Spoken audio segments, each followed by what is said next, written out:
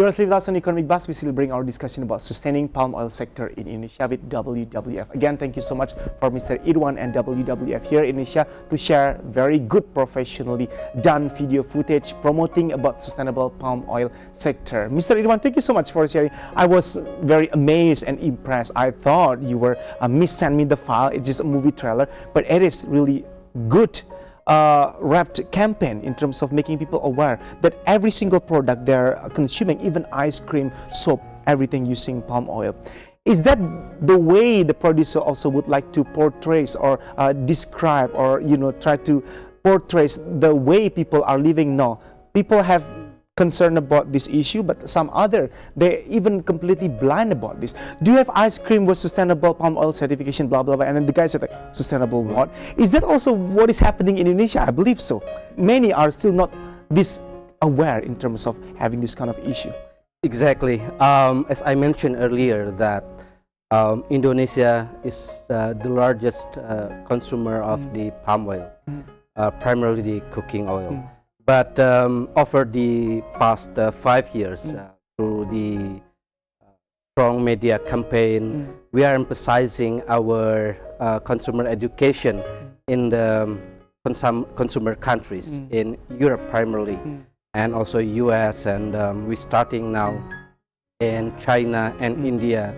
And again, consuming the sustainable products like RSPO certified ice cream or cooking oil is really a matter of choice for the consumer. If they choose to buy the certified products, they can contribute. Actually, we can show that their contribution can link back to the areas that produce CPO in more responsible ways. And again, in Indonesia, we just start our program to try to educate the behavior of the palm oil consumption. Because to be honest, Mr. IRWAN, I rarely see the situation where Indonesian consumer going to the retail store asking, is this particular soap already have this kind of sustainable palm oil certification? It still rarely happen right here.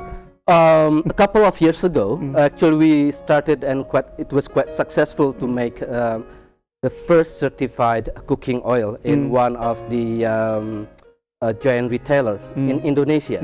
And we want to expand the diversity of this product into the other type of commodities like margarine, so forth, and you will be seeing those products in the hopefully in the near future in the groceries in Jakarta. Hopefully, I really cross my fingers for that. At least we are one step further on these. People already start discussing about this issue.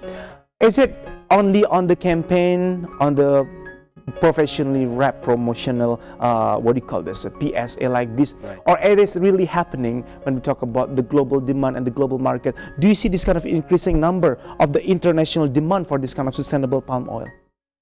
Well, let's see in terms of the trajectory of the palm oil in the global market.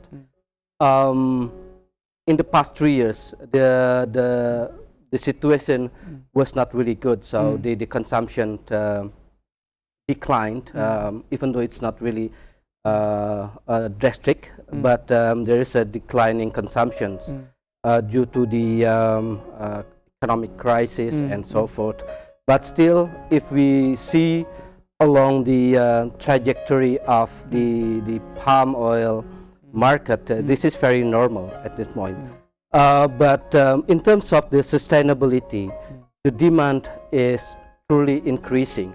Even 4 countries in Europe have made public procurement, and they mention clearly they want sustainable palm oil. Okay, this is truly something Indonesian government especially have to bear in mind. This is apart from the banning and the boycotting, the international market really demand this kind of particular product. Another 2 sessions to discuss more about this, sir. Economic Buzz will be back soon more with view on Mr. IRWAN Gunawan. He is the strategic leader of agriculture and fisheries market transformation at WWF in Indonesia.